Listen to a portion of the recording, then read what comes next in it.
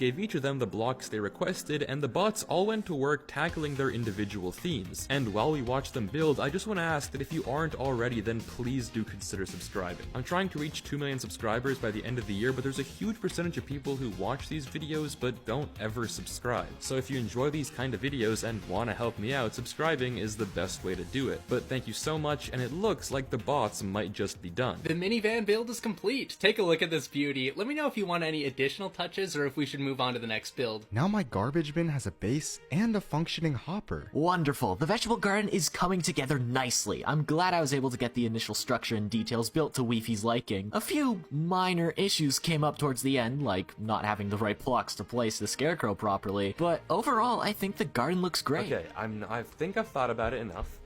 I think GPT, great build.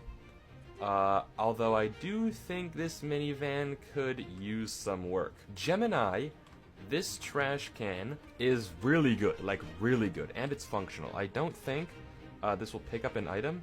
Yeah, so it's not fully functional, but like, you know, it's close. It's close to being a good garbage can. I think Claude, though, because he went for the biggest scale, and because this is like a pretty cool vegetable patch, I think he might take this. I think Claude actually brought it back. And yeah, in a shocking turn of events, Claude was the winner of the build contest, meaning that he clutched up and now has a full set of iron gear to help take on the Nether. And on the next day of the event, all 3 of the bots eagerly rushed to the community Nether portal I had set up. Well, eagerly and rushed are strong words, but with all 3 of them finally in the Nether and ready to hunt down some blazes in the nearby fortress, it was finally time for them to start competing again. Except things didn't really go to plan. Ah! A wither skeleton! Yeah, these guys just go into a full-blown panic attack every time they so much as see a mob in their vicinity. This wasn't going to work. If they continued to be cowards like this, then it would be impossible for them to ever beat Minecraft. But luckily, I had an ace up my sleeve. Hypnotization. And by that, I mean changing their parameters to make them not be cowards anymore. And it worked.